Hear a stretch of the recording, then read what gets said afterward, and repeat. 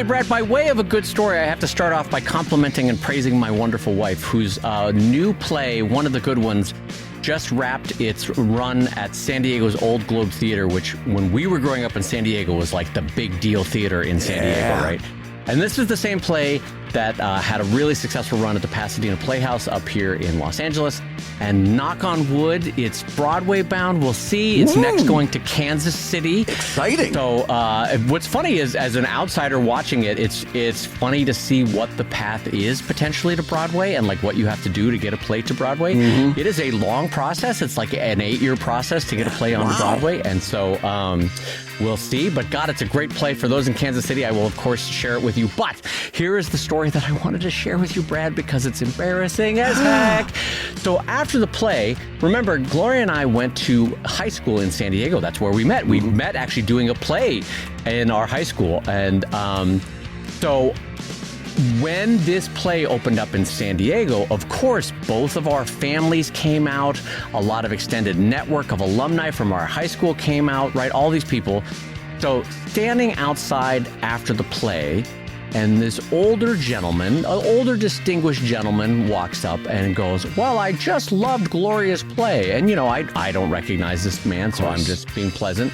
And as you do with an older man, I'm talking a little slower, a little more gently, you know, oh, thank you so much. That's really nice of you. And he goes, well, you know, I also went to the same high school. And I said, oh, really? That's amazing. That's really cool. Oh, no. I was in your grade. Oh, and I'm, no. Oh, no! Brad, when did this happen? Oh, this my old God. man that was talking to me, Bradley, he was in my grade.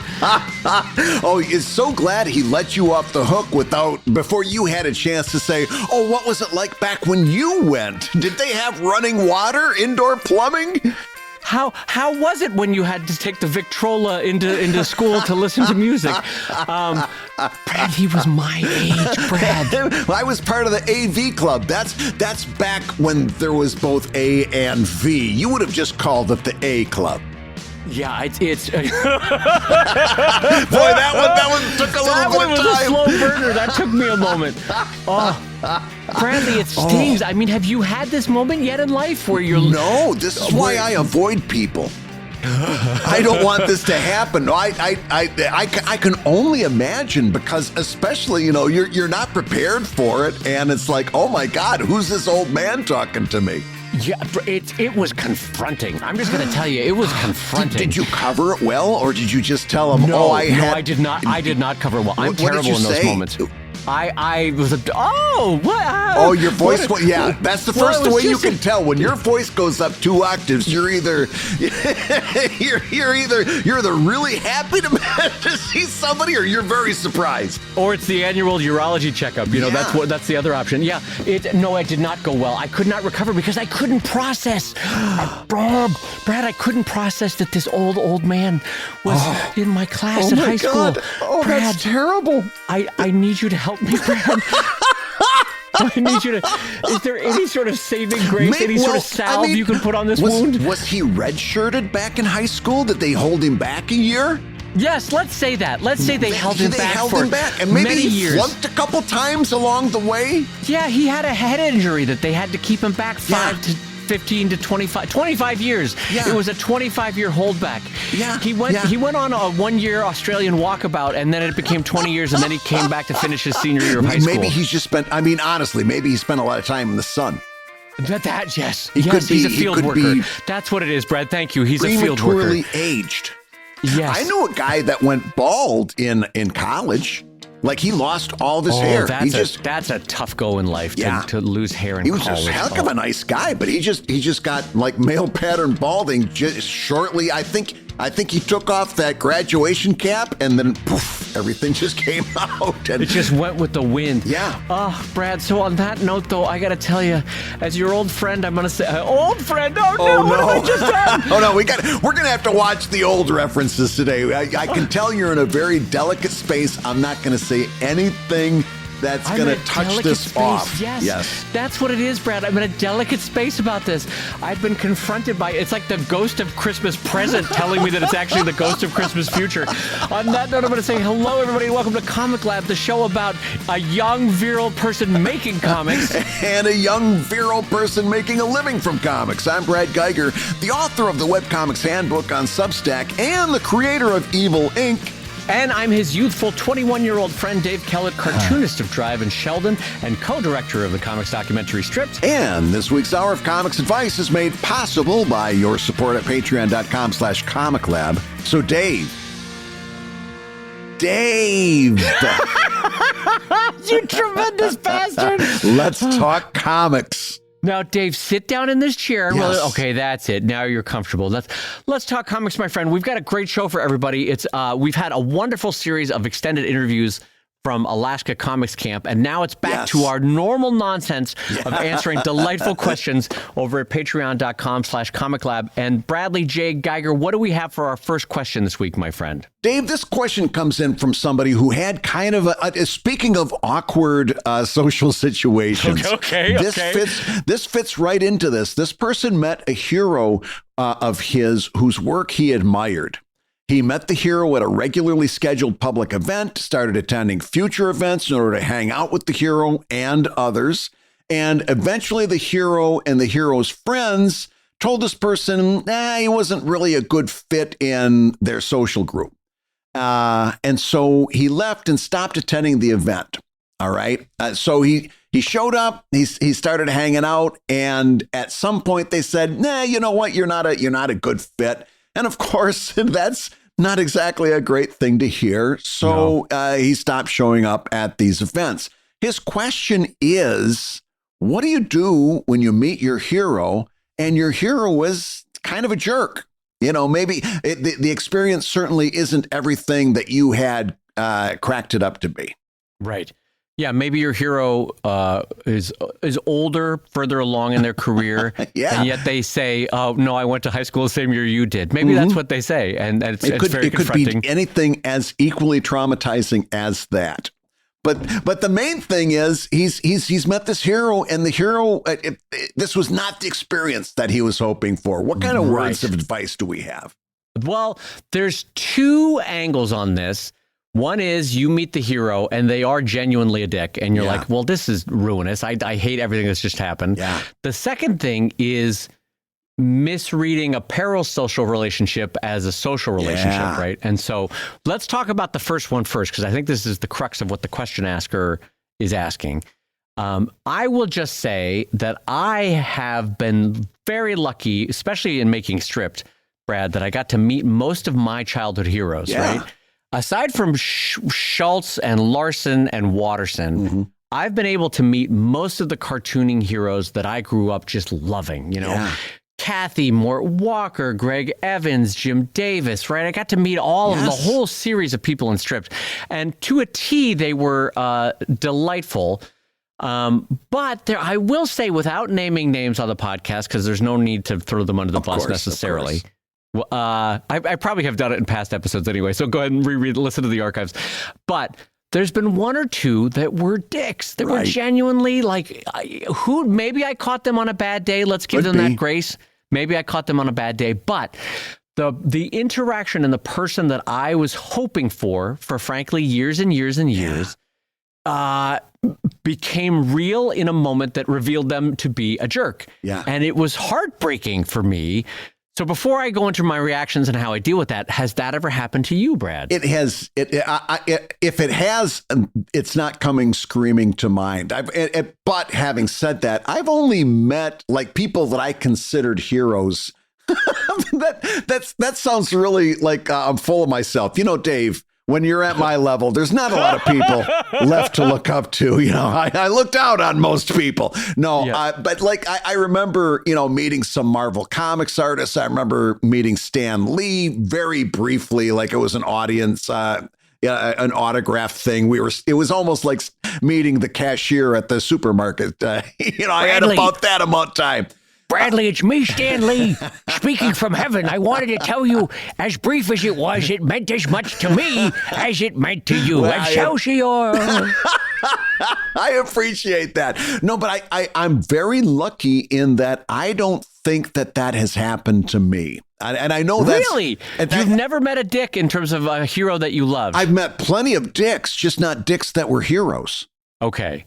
You know what I mean? Like I haven't had the situation where I meet somebody that's somebody I really idolized, and then it was like, nah, that person really wasn't everything that I was hoping for, or they were, terse or short or downright mean. I haven't had that, but I do understand that I understand what we're talking about here, but I haven't had that. The closest I can come was when we were tabling next to Robert Culp at Comic-Con. Yeah. Robert Culp was an amazing character actor who I really liked because he was on Columbo twice as a villain. That puts him in a certain strata. And he was part of the Greatest American Hero TV series, and they were trying to trot it out as a comic book series at Comic-Con. Right. So they had William Catt, who was the lead in that. Connie Selica was there, delight, and Robert Culp. And I was really I'm like, oh my God, we are tabled right next to Robert Culp. And I was really looking forward to it. And he wasn't exactly warm and cuddly. When I walked up, I knew immediately, the blinders were off a little bit because he was measuring things out on his table with an actual metal ruler. Oh God. God, really? Everything was at 90-degree angles and stuff. And, because I'm like, when I realized, walking up, I'm like, giggling to myself. We're going to talk about Columbo. We're going to talk about I Spy. There's this great scene in I Spy, which was black and white TV spy action series. Great scene where he's in a cave somehow, and he's cleaning a gun. And at one point, he's cleaning the gun furiously, and then to check it, he points the gun at his face so he can look into the barrel of the gun to see if he's done a good job of cleaning it. Now, I'm not really a gun guy, despite being raised in rural Michigan, but even I know that, if you want to check to see if your gun is clean, you don't point it at your face. It's a great, and all these scenes are coming to mind. Oh, we can talk about this and that together. We didn't talk, but I got him to pose for one photo, and that was it. And you could tell and I posted the photo on the socials a few times because it's a great story, but you can tell he is not exactly overwhelmed with happiness to be standing next to a nobody cartoonist like me. So there's my story. Robert Culp was a disappointment. Yeah. Well, I just want the record to show Brad Geiger speaking ill of the dead. Good job, Brad. My Irish grandparents would be very angry with you. As we all get older, we know that day is going to come for us all. I know. What's funny is it slowly becomes high school classmates, doesn't it? That's what it is. That eventually you do have to speak ill of the dead because they're your GD classmates. And pretty soon there's nobody left to talk about except the dead. Exactly. You got nobody left. So then the question becomes, what is the healthy reaction to coming to find that a hero was a jerk? And this is a little trickier. And I will just say that it's for me, the best way that I came to process it, I will be honest, at first it stung because I perhaps unfairly had placed upon my hero, who will go unnamed, too much benefit of the doubt in terms of being almost angelic in my mind of what a delight this person must be and move through the world as, right? Like it must just be an unending series of bon mots and delightful conversation bits and turned out that they're a human. And honestly, that ended up being my reaction to it is the dawning adult realization that hero worship is actually not the way to go about it because we're all human. We all put our pants on one leg at a time. We all have our failings. Socially, we are all graceless at times. And frankly, that's kind of the way you should approach it, is that they're imperfect humans. Yeah. And it just is what it is, and here's the other part of that we really need to talk about. And this goes to my Robert Culp story too. That hero don't owe you shit. No, that's true. At the end of the day, that hero don't owe you nothing. Right. And this gets into a little bit of ticklish territory because sometimes, again, speaking about parasocial relationships, I had one way back in the Greystone Inn days where, somebody thought that because they were my reader back when, I didn't have many readers, that then I literally owed that person a friendship. Right. And I told the person very directly, you're offering something that I don't have for sale here, you're trying to buy something that I don't have on offer. Rather, this is not how it works. I don't owe you a friendship because you read my comic or if you bought my books. If there was a money exchange, let's say you bought my book and then you spent your money and you got that book. Transaction over. Right. Right. Probably pleasantries exchanged, yes. Right? Kindness offered in terms of conversational at the moment, but then exchange is over. Yeah, you're right. And that person does not owe you anything after that. They really don't. Once the transaction is over, they, of course, out of sheer being a nice person, they owe you politeness and pleasantries and so forth. One would think out of sheer etiquette. But they don't owe you a friendship. And that's, if you went in looking for that from this hero, then that's on you a little bit. That means you need to adjust because that hero doesn't owe you friendship or any kind of a social relationship. That hero owes you whatever you paid for. If there was a money transaction, that hero owes you the work that they did that you enjoyed. And that transaction is over, right? Once you've enjoyed the work, the hero doesn't owe you anything. And so what I would say is if you did get into this situation, you met somebody and it was a real disappointment and like the whole scenario that this person writes, which it was a much longer email that I had to shorten for the show. Right. It still sounds like it was a devastating experience. It sounds like it was very emotionally difficult, but there's only one thing for you to do, even with all that emotional trauma put into place in terms of being told, hey, you're not a good fit for our friend group here. Right. Time to find a new hero. That's what you got to do. You found your hero. You found out that this person was a jerk. Time to find a new hero. That's all you can do. By the way, there is no other answer to this question. There's no way that you're going to play some kind of magic card or say some kind of magic word, and then they're going to become your friend, and they're going to say, "Oh, you know what? You're right. I owe you a friendship. Here's X number of days worth of friendship that you get." That doesn't happen. Right. That's not how any of this works.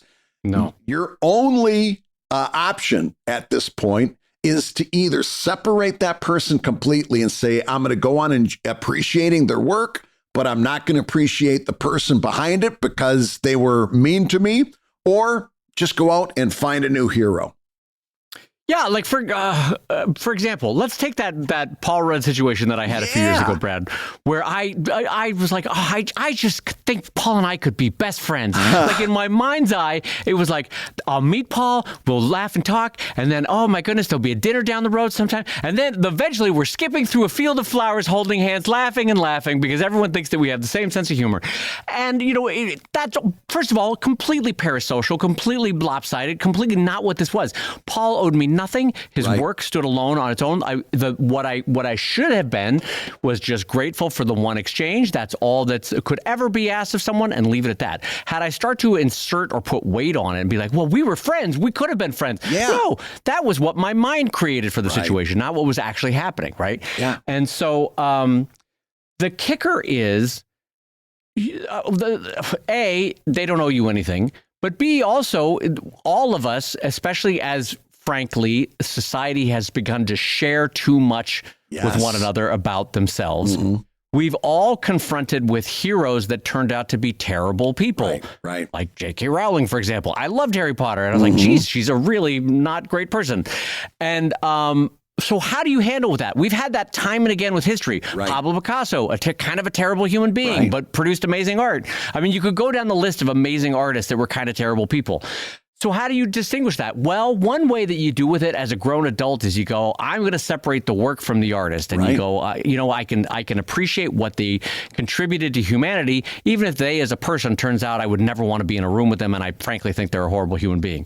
That's one way to do it. Another way is to completely disown the work and be like, I don't like the person, I don't like the work. That's also fair if that's where you'd want to land on that. What I'm getting at there is, the adult way to handle this is to say, maybe I inserted a little bit more zhuzh on this than was ever there. What might have started as social niceties, you might have put too much oomph on. There might never have been a relationship or a social quid pro quo there. It might have always been they were doing their kindest around you, and that it just kept happening, and they were like, listen, at some point I got to cut this off because it's getting too awkward. And I'll tell you from my perspective, at Comic-Cons, this happened more than once in my 20s because my readership was closer in age to me back then and was frankly more socially awkward because they're still coming out of their teen years and their 20s, and we're all just socially awkward. At the end of more than one Comic-Con, I would be getting ready to go to dinner with friends. And there would be a reader standing right there in the group going, where are we going? I've had that too. You've had that too? Yes. Yeah. So in fact, I think one of them was with you and with Scott Kurtz. More, but I don't want, it's been enough years now where I don't remember exactly, but I want to say it's happened at least 3 times. So now, to our question asker and to everybody listening, what is the right way to navigate this? You tell me, because they have invested their parasocial relationship to becoming like, well, no, Dave was nice to me when I bought a book, and we had that lovely 5-minute chat about line work and about Winsor McKay, and he did that really lovely sketch in my book. Well, looking at it from 30,000 feet, the bird's eye view, that's the extent of the relationship. We made an exchange. There were pleasantries. I gave a nice sketch. You gave $30 for the book. I handed you the object. We shook hands. We parted ways. That's it. That's the relationship. That's over now, right? That's done. And yet they walked away clearly the rest of the show going, what a nice chat that was with Dave Kellett. Boy, he had some really nice things to say about Winsor McKay. That was really fun. I'd like more of that. You know what? I'm going to go back to his table, see what he's doing for dinner. And then because they're socially awkward, you can see how this compounds in their mind. But then what's the right way to navigate it other than to say, I'm so sorry. This dinner is for my friends that I look forward to seeing all year round. Thank you so much for coming to my booth. I appreciate that. Right? I mean, Brad, what's the best way to handle this? I mean, Scott had the most hilarious way of handling it. We should probably mention it. I wasn't going to throw him under the bus, but I think he'd appreciate it. You can share it. I remember very clearly Scott saying something along the lines of, well, we're going to the steakhouse. You're finding other plans. He was very, very, and I think with his career, he had to learn how to handle that a lot more than I ever did. Maybe than we did in our 20s. Exactly. I didn't have a whole lot of people, desperate to have dinner with Brad Geiger, but Scott had a different career than I had, so he had to learn how to handle this, and he was very, direct, but also firm. We are going to this place. You are making other plans. Right. And so what I'm saying is another version of what you may have experienced. This is again to the question asker, because I don't want to read into it. And I also, at the end of the day, it's not Brad and my place. This is something for you to work through, but it might have been a misreading to the effect of, this is not what this is. Right. Do you know what I mean? For this other person, you're not coming to dinner with them. This is not what this is, you know, is another way of saying that. And for you had thought that these were the stepping stones towards friendship or at least peer relationship. And for them, they were like, this is not what this is. And that's not an unfair reading of what might possibly have happened. just based on experiences that I've had similarly at Comic-Cons or book signings or speeches that I've done. Yeah.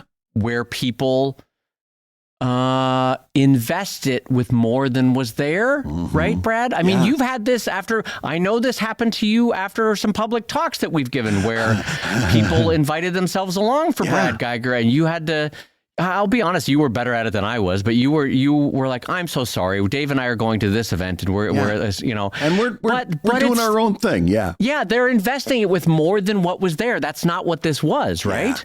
And listen, if this hero said mean things to you, or it just was, let's take it beyond impolite. And this hero said nasty things. Let's steel man this argument and say this person said downright nasty things to you. All right. Then it's like any other person that says nasty things to us. We say, all right, that's person that is clearly somebody that I don't want to be around anymore, because I don't choose to be around people who are mean to me. And I'm going to go find something else to do with my time because I'm a good person. Right. And I'm going to find people who appreciate that about me, and make sure that you're never in this person's scope again, because, why would you put yourself into that situation where he gets to maybe get a chance to make you feel bad a second time? And it sounds like this was part of a bigger group. Maybe it was never said, but something like you and I might think about, like a drink and draw or something. In other words, it was a bigger group, and this person was one of the attendees. And of course, they had this hero had his own circle of friends within the larger group and so forth. So, yeah, it sucks, because it means you're probably not going to go to that particular group again. You're not going to go to that event again or those shenanigans, but there's a whole bunch of other things to do. Go find one. Your group is out there. People, here's one thing I will tell you, just from the aspect, speaking of old age and wisdom, speaking as somebody who has had more years on the planet than Dave Kellett, even, if you can believe it, I can't believe it, because based on my high school my classmate, can I. Apparently I've had 98 years. But people who appreciate you for who you are and will be the kind of friends that you deserve, are out there, right? And so don't let it. So, okay, this one thing you're not going to go to again. So start looking for some other things to go to. Start making yourself available in some other ways. Or maybe, and I keep saying this, people say, about social and everything. And by the way, you should never take social advice from me, but go out and do something completely different. Go volunteer at a place that needs volunteers, right? Or a hospital, an outreach program, something like that. Go and kind of give of yourself to the larger community. I bet you find all kinds of people who are much, much better fits for who you are once you go out there and do your own thing in a way that you're comfortable with, whether that means a group or volunteering or whatever. You deserve good friends. Doesn't sound like these folks are good friends. So move on. Find some other heroes, find some other friends. You deserve that. So make it possible for you to find that. Yeah. It's the thing to end off with this for me is that the older I've gotten, the more I realize that, and it's still hard, don't get me wrong, I'm not perfect at this, but you can't let other people tell you how to feel about yourself. Right. That's a dangerous path, because and it's easy to do. Yeah, it's easy to do. And I'm saying this as an imperfect human myself. I let myself all the time fall into that trap. Yep. But when you do, you let their imperfections compound however badly or imperfectly you're feeling about yourself, because you're letting their opinion of you inform what your opinion of you is. Right. You've really got to practice self-love. And in this case, you put yourself out there. Good for you. You met a hero. Good for you. Yep. You tried to build a slowly burgeoning relationship over the course of months, maybe years. And it didn't work. Yeah. Good for you. But also, don't let that impact however they reacted. Don't let that impact how you feel about yourself so that you stop reaching out to other humans. Part of the journey in this life is to keep trying and find people that ultimately make you feel better about yourself, that make life more enjoyable for you, that make the pains of life more tolerable. That's the kind of people, like, honestly, you want to find somebody like a Brad Geiger that makes joy happen in your day, makes laughter happen in your day. That's what I'm saying. You know what I mean? Like, Brad, it's like the opposite of an energy vampire. You want somebody that gives to your day, not detracts from your day. And so, yeah, of course it's going to hurt that this hero of yours stung you in the end, right? The truth is probably somewhere in the middle. They're probably a faulty, imperfect human. You're probably a faulty, imperfect human. You both probably navigated it as best you could, and it was still awkward as hell. Maybe they're malevolent at the end of the day. Maybe they were not a great person, right? That's also possible, as Brad said. Maybe they're an asshole, and you tried to your best of your ability. Well, chalk that up on your behalf as like you tried. That's great. But now, as Brad said, move on. Find a different peer group to try it out with, and don't give up on that. But just know that. I mean, the sort of baseline of this is that it's hard being a human, and it's hard putting yourself out there, and rejection. It's a form of relationship rejection. It really is. It really is. Because you think, oh, I'm like this person. We'll be friends. And then to find that it didn't work out, of course you're going to internalize that a little bit. And I'm just trying to tell you, sort of in dad advice, that you are worthy of love. You're a good person. Don't let this one exchange compound in your heart to be a bigger read than it needs to be. Go out and find a new hero. Go out and find some more friends. You deserve it. You're worth it. Hey, gang, if you're listening while you work, take a minute to stand and stretch. And while you're doing that, we'll tell you why you should join us on Patreon. Yeah, because when you do, you'll get hours and hours of podcasts that we've recorded just for backers. And exclusive Patreon posts that go even deeper on Comic Lab topics. And you'll get access to our exclusive Discord server, a thriving community of professional cartoonists. So you can support the show you love and get tons of actionable resources for your own cartooning. And ho Nelly, if you want even more comics goodness in your life, check out the new drawing show that we're doing with our pal Kevin McShane over at wrongwayshow.com. That's wrongwayshow.com. In each episode, we'll show you how to draw your favorite cartoon characters the wrong way. Now, everybody, let's talk comics.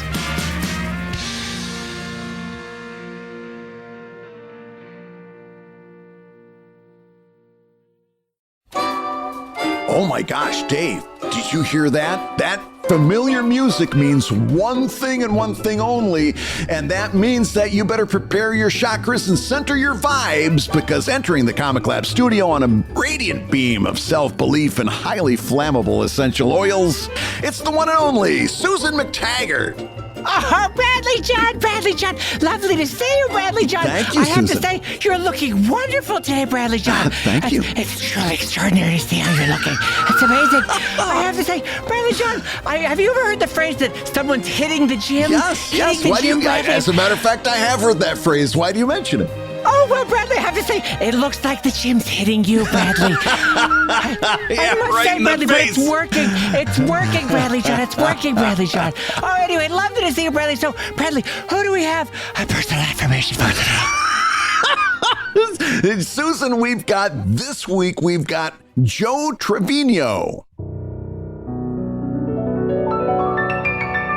Joey, can I call you Joey? Yes. Joey Boom Boom. I'm gonna call you Joey Boom Boom. Joey Boom So Boom, listen, yes. Boom Boom, my sweetheart, my little love, Boom Boom, I've got a special little personal affirmation for you today. On behalf of Comic Lab and on Bradley John Geiger, who's unfortunately been struck by a gym. Joey, Boom Boom, sweetheart, I want to tell you your affirmation today. You're a visionary with the gift of second sight, Boom Boom, but just one who occasionally needs a 3-hour nap to recharge their third eye, Boom Boom. That's for you. That's your affirmation for today. That's right. And Susan, you've got a new book out, don't you? A new book that you want to tell our listeners about? Bradley John, what a kind person you are to be affirming my own book writing. That's right. Coming out this week from Penguin Random House Bradley John, my new title, Crystals and Copics, Balancing Your Aura with Archival Inks. Look for that, a new Penguin Random House book. My books are everywhere. And there she goes, vanishing into a cloud of sandalwood and raw ambition. It's Susan MacTaggart with another soul-fortifying affirmation and reminding us all that success is just a vision board away, assuming you don't get bored with your vision. And Dave, you missed her again. How is it that every time you miss Susan, you stepped out of the studio for 1 second and she was here? Brad, I can only handle so much Coco Chanel perfume in my life.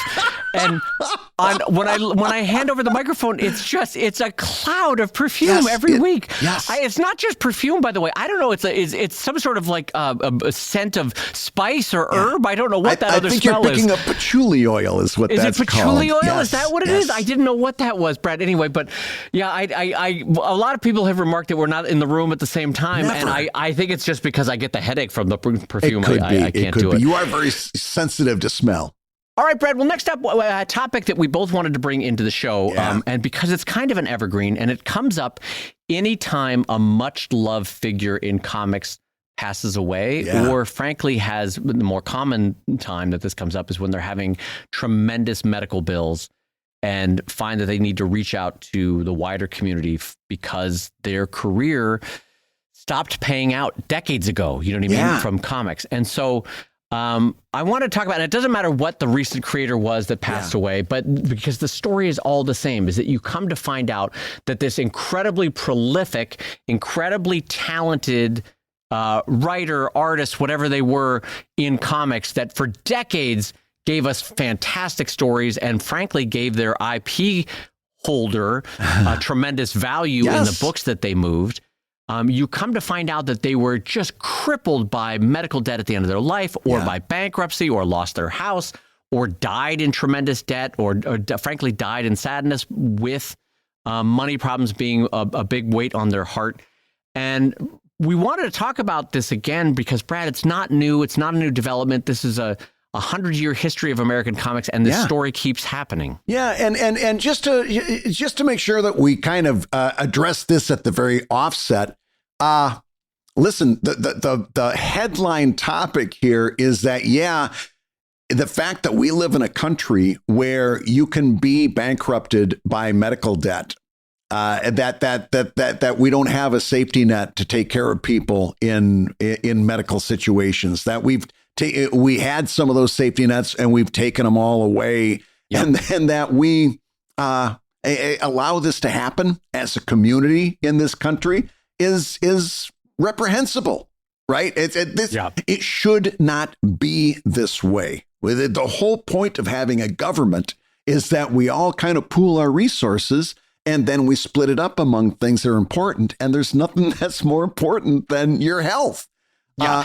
And that's separate. That's separate from, Brad's right to point this out, from the issues of comics creators suffering, because we have a system where healthcare is tied to employment most often, right? Like you need your healthcare coming from your employer. That's a broken system when you turn 60 or 65 or can't work at a younger age. We have slowly allowed corporations to replace pensions with 401ks. We've allowed the government to winnow down Medicare, Medicaid, all sorts of safety nets that were put about in the 30s to save us from true disasters. And Brad's right. Those are societal level problems that can't be fixed necessarily through the conversation of a podcast. But what we're talking about specifically in this case is the people that are navigating their comics careers and working for the big two or for big publishers and find at the end of 10, 20, 30, 40 years of hard work, amazing work, groundbreaking work, that they don't own and control anything that they created, and so have no knock-on income in their later years. Well, that's why I wanted to start with that bigger conversation, because it's very easy to say, well, listen, they should have never signed that contract, which is kind of is the short form of where Dave and I think on a lot of this stuff. It's not very comprehensive, but it's the headline, right? Right, that's the headline. And then somebody else could say, well, wait a minute, what about this? What about that? And all those things that we just got done talking about. And what I'm saying is, yes, we realize that those bigger issues are out there. But here's the problem with all of that is that in today's day and age, knowing everything that we just addressed and looking at over 100 years of comics history, it has almost never worked out well for somebody who built and put the lion's share of their career into those corporations. Those corporations are there to generate a profit. They are not there to do nice things for artists and writers. And if your well-being is on one hand and the corporation's profits are in the other, guess which one the corporation's going to make sure fills up first? The profit hand, not your well-being hand. Right. And that was one thing. We can take a look at Jack Kirby and say, well, he created the Marvel Universe and never got his comeuppance, right? And back then, you could kind of forgive, not forgive, but you can understand when Jack Kirby says, well, you know, nobody expected comics to be this big. I signed a contract and that's what it was.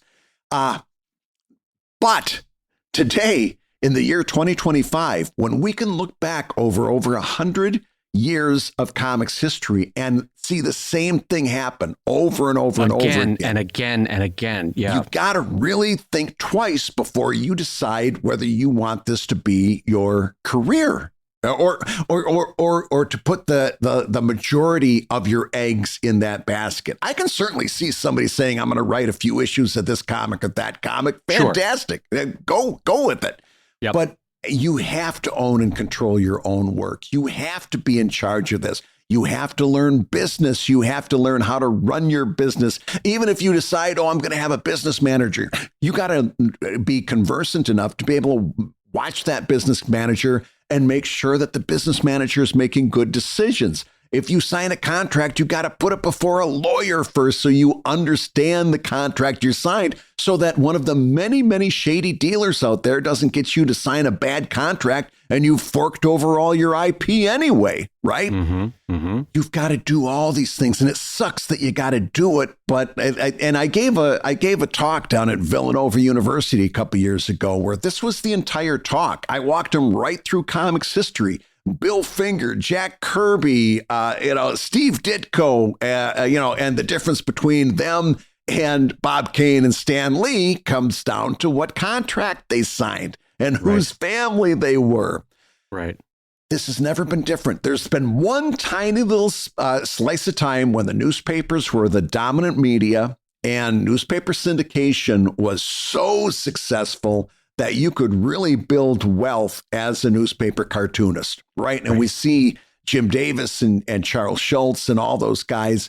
But even there, just to put a tiny footnote on that, even there, they were taking 50% of the cut, which was bonkers to me. But most of the people that were successful under that structure had a lot of attributes in common in terms of who they were as people. Right? A lot of fellas, a lot of white guys, right? Yeah.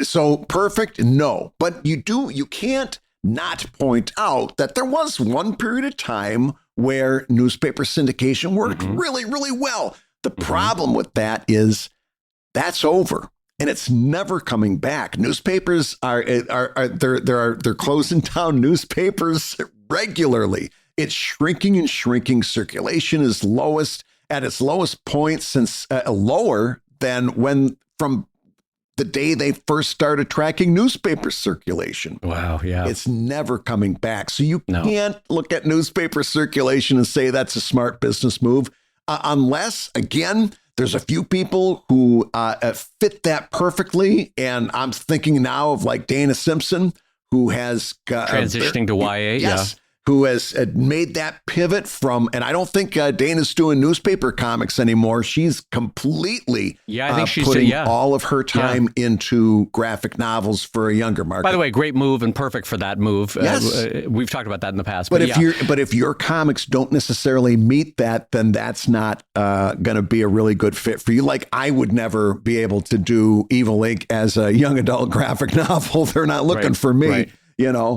but it's 100 years plus, And these stories, every time you see another comic person on GoFundMe, begging for help, and I don't say that derisively. It's unfortunately the spot that we're in, that they have to ask you to help them out.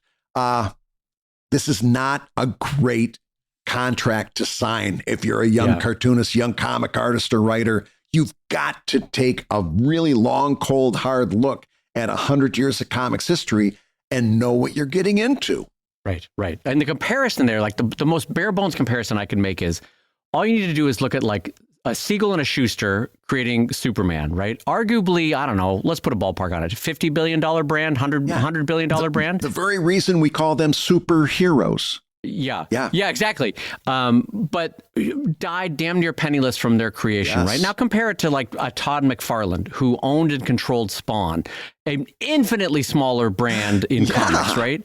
But made Todd McFarlane a shit ton of money, right? Yes. And the difference there, and you could extrapolate to any of the Image founders or anybody who has ever, or Jeff Smith being able to sell Bone on Robert Kirkman. Yep, exactly. We can go down a list of all the people with infinitely smaller brands than a Wolverine or a Spider-Man or a Fantastic Four or a Superman, and found huge success because they owned the damn thing. They controlled the damn thing. Yes. They can decide who it sells on to, how the licensing deal works, how the book gets published. And so it's something that Brad and I continue to advocate for, because tomorrow's people, and by tomorrow I mean 30 years down the line, tomorrow's people on the equivalent of a GoFundMe are making a decision right now that, it's a smart idea to go with DC or Marvel or webcomics.com or not webcomics.com, sorry, or Go Comics or Webtoons or this or that, with the idea that, but with every one of those contracts, you're signing away a little bit of control, you're signing away a little bit of the ownership. You've got to really look into, do I truly own this? Do I truly control this? Will I be able to make money on this 35 years from now, 40 years from now? Or am I basically handing it off to somebody in the long term in a way that's going to bite me in the ass over the course of my life? And the reason that we bring this up is that we keep hearing from young people who have paid no attention at all to 100 plus years of comics history. And I'll tell you what I mean. I was at a comics expo earlier this year, and it was hosted in a college property. Okay. And a lot of the people coming through were art students at that college. And they would come by and they'd say, hey, would you like to take a look at my portfolio? And I'd say, where do you want to work? And they'd say Marvel. I'd say, why? Oh, well, Spider-Man and Wolverine. And I said, do you know what they pay? Well, no, but but it's Marvel. It must be good. And I'm like, you need to check into that. You need to check in the last time they raised their page rates at Marvel Comics. And one particular case, it was a young woman. Her father was with her, and he goes, "What are you talking about? I want my daughter to work at Marvel Comics." And I said, "Here's the problem. She's not, even if she gets the contract to draw Spider-Man, she's not working at Marvel Comics." He says, "What do you mean?" I go, "She's a freelancer. She's a contract employee. She's contracted for X number of issues, and then it's done. And the best case scenario is that X number of issues is as large as possible. But when it's done, it's done." And she says, "Well, yeah, but then I can take my popularity, my notoriety, my name, and I can use that to launch my own career." I said, "Here's the problem with that. I've seen it a million times. Your fans, let's go back to Spider-Man.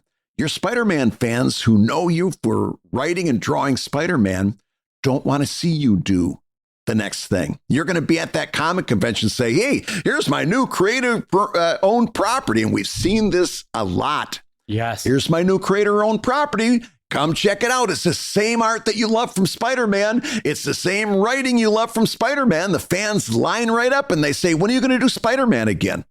We like Spider-Man. We don't like this new thing. And you say, it's the same thing. It's just a different different face. It's the same thing. And they walk away empty-handed saying, let me know when you're back on Spider-Man. Yeah. Yeah, or the flip side of that is, let's say they do want to see your new creator work, right? Yeah. They might be interested in it. They might give it a chance, and they might be willing to try out the first few issues, right? So your name is John McGibbons, and you've been doing Spider-Man for the last 10 years. Oh my God, you've won so many Eisners. Yes. Your early storylines have now been adapted to a Marvel movie. It's been a bonkers run for you, and you're like, you know what? I'm now going to create our own stuff. Here's a key problem with that falls through the fault lines for a lot of artists is John McGibbons goes and creates his own fan-owned stuff. How does he reach the people that came to love John McGibbons' writing and art and storylines on Spider-Man? What's the mailing list that John McGibbons can use to tell them about his new book that he's going either a YA novel or a webcomic or a graphic novel through Image or something? How does he reach those people? He doesn't. Yeah. Because it's not like Marvel is going to let him put something in the soapbox saying like, oh, look for John McGibbons, who you formerly loved writing Spider-Man, doing one of our competitors' things clearly. Yes. Now, that's not going to happen. It's not going to happen. And you don't have access to the mailing list. You don't have access to the buyer's list. You can't reach those people. Yes, there's an argument that basic cultural osmosis, it'll get out in the trades. How many people are reading the trades compared to reading the book itself, you know? Exactly. And so you don't own and control that readership. You can't transfer it to whatever your new creator-owned topic is so easily. Yes, you might be able to immediately snap your fingers and bring 10 to 15% over. Brad and I would grant you that. You know, let's say even a great day, 30% over. But it's what I'm saying is you can't immediately assume that all the fame and love and joy that you had on Spider-Man, you're going to immediately have on your own and controlled creator-owned topic or title, because you don't have the readership. You can't control them. You can't tell them or show them how to get to you. Yeah, and I guarantee you, those people that I talked to went home. They probably felt a little bit blue, and then got up the next morning. Right back to, how am I going to get to work at Marvel? How am I going to work at DC or Disney or DreamWorks or et cetera, et cetera, et cetera? Because this whole industry chews people like that up and spits them out.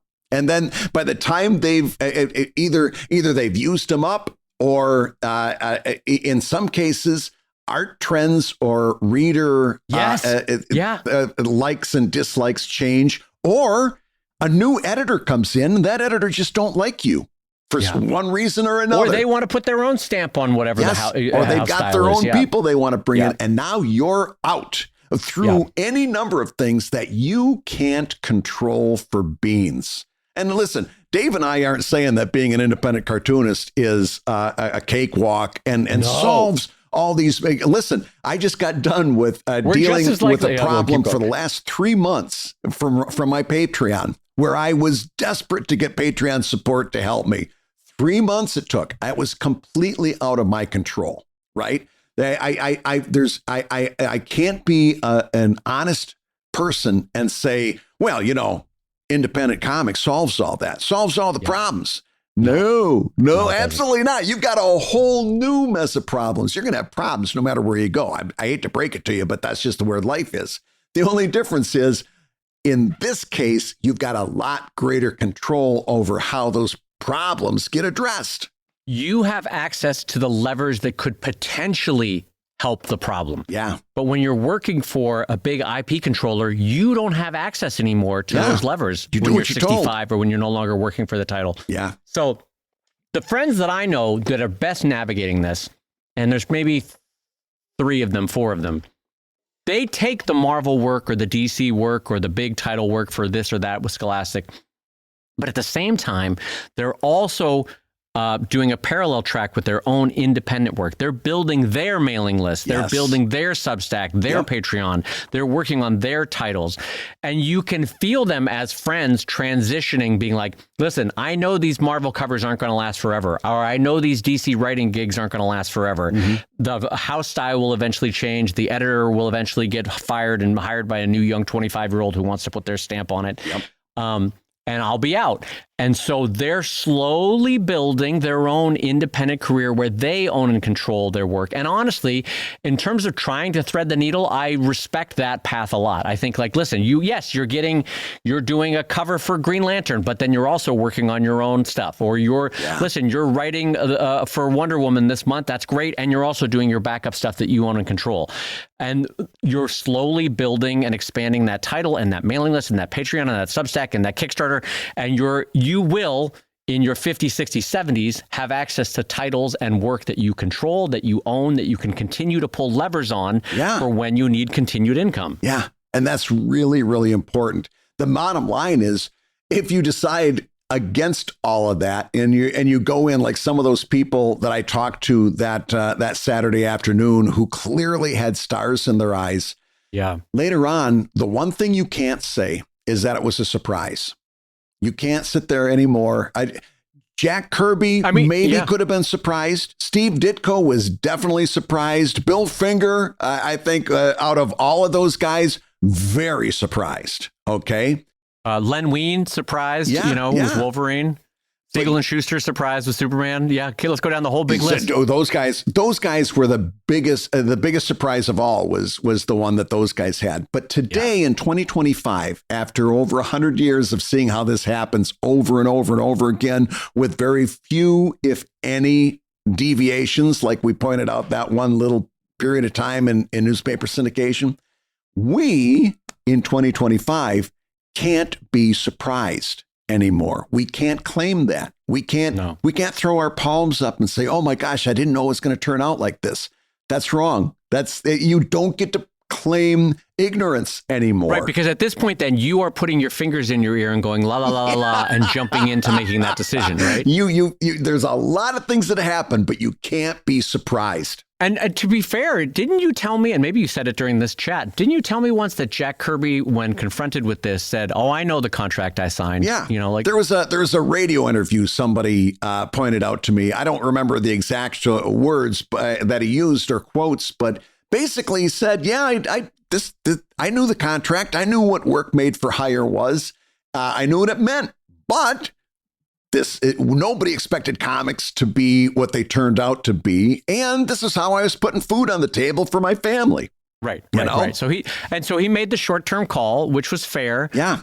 But paid the price in his later years, which was unfair to him. But to Brad's larger point, you can't be surprised anymore. You've seen what happens to Jack Kirby. You've seen what happens to, and it's happening still now. We're past Golden Age. We're past Silver Age. We're now past even the black and white era of the 80s, where it's like these are not old artists anymore. These are people that you grew up reading, and they're the ones paying the price, having made the same decision. Yeah. So you don't have the benefit of saying, well, I'm sure it'll work out fine. No. If you don't own and control your own work, it will not work out fine. That's the short version of this, is that, granted, all of life offers no promises. Even Brad and I owning and controlling our life, we're admitting right up front. Yes. We could both be bankrupt tomorrow with incredible medical debt. I always think when we're doing this topic on the show that one of these days, Brad Geiger's going to have to put a GoFundMe out and somebody's going to be putting links to this show saying, I got you now, Geiger, you big blowhard. No, we're saying that even we are susceptible to a hugely broken system in terms of pensioner age problems. We're admitting that. And the system's getting more broken as we go along. But what we're saying is we at least have access as owners and controllers of our own careers to the levers, I never know how to say that we could pull to make things happen in our 60s, 70s, and 80s. Whereas all these people that are working for bigger IP corporations, Disney don't give a shit about you. Paramount don't give a shit about you. WB don't give a shit about you. Like they're worried about their next movie that they're making. They're not worried about the title that you did 20 years ago that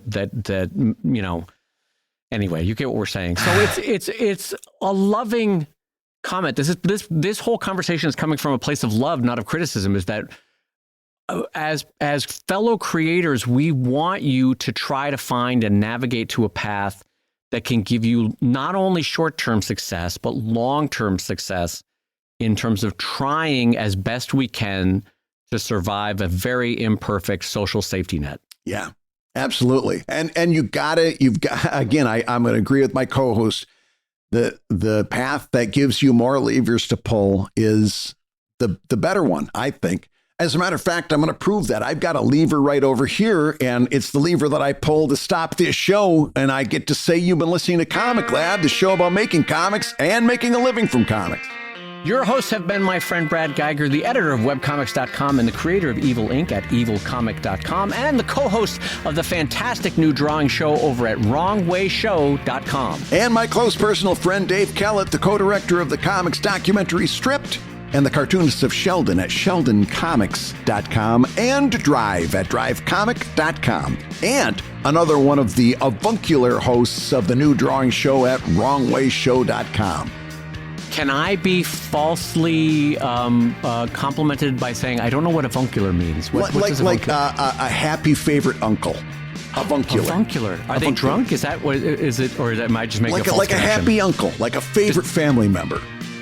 And it's got to be a family member? Well, uncles usually are family members. I know you had that so one. I'm saying that just the definition of avuncular means yes, that's where the uncle part of avuncular comes from. Oh, God damn you, Brad Geiger. I'm so mad at you. I'm not making that up. It's not avuncular. The Comic Lab theme song is used with permission from Andy Crate. I'm so angry at theworldrecord.net. And this episode was edited by Matt Woodard of Woodsong Productions, who I like very much compared to Brad Geiger. He's over at www.woodsong.media. Avuncular has uncle in it. God damn it. You wait until we get off this show. We're going right to entomology over there on Reddit. If you love that's the one that's not bugs, it's words, right? Etymology? Entomology is made by the little elves in the tree. They're the cookies. You love Comic Lab? You can rate and review the show on Apple Podcasts. You may hear your review featured on a future episode. And don't forget to give us a 5-star review on Spotify, where we are burning up the podcast charts. And Comic Lab is made possible by your support at patreon.com/Comic Lab. So we will go ahead and say that twice. Patreon.com/avuncular.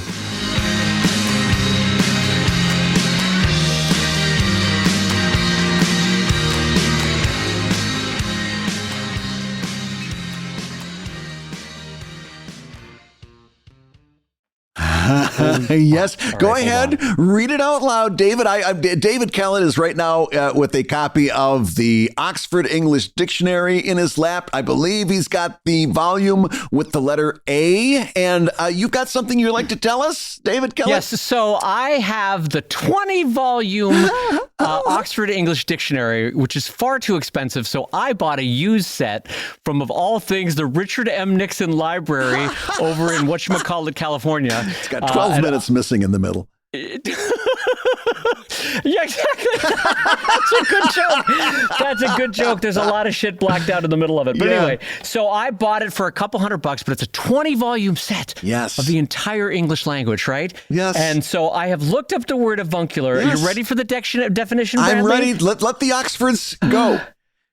Out loud, please, to the rest of the class. Avuncular. There's 4 paragraphs. The word originally appeared in 1831 in a book by Rupert Landor, but the definition is maternal uncle. Yes. Of or belonging to or resembling an uncle. Yeah. And the original phrase was the avuncular gig is driven over the downs, was 1831, the first recorded use of avuncular. Brad Geiger, God damn you, it does mean uncle. But why would that be? If you're avuncular, it just means that you're like joy-filled uncle that doesn't like a happy, is not gonna... Yeah, like that uncle that always making you pull his finger or, stuff like that. He always has a quick wit, a happy-go-lucky way about him. So the great thing about the Oxford English Dictionary is that it shows you its uses over time, right? And so you get actual citations. Like here's one from 1832, from 1859, 1922. What's the most recent one? For the 40 or 50-year window in the late 1800s, it apparently also meant a pawnbroker. Really? And then that meaning dropped away. Like they're like, we don't know why, but the meaning of pawn. So you could be like, oh, look at that avuncular guy over there, like selling a watch for money, Anyway, the most recent one is from 1957, The Economist magazine, and the reference sentence is, the classical picture here is of Lord Woolton avuncularly presiding over the rapid growth of young conservatives. So I guess Lord Woolton acting like an old cheery uncle Yeah. over young British conservatives. That's 1957 is its most recent citation. Because remember, Brad, I bought this from the Richard M. Nixon Library, so it's not the most recent version of the OED. But there you go, gang. You too can spend $300 and have 20 volumes of English so your friend Brad can abuse you. That's what you can use it for. And the nice thing is we finally found something in the Kellett household older than Dave. Had to go out with one final shot. Yes, I did. Where are my fiber pills?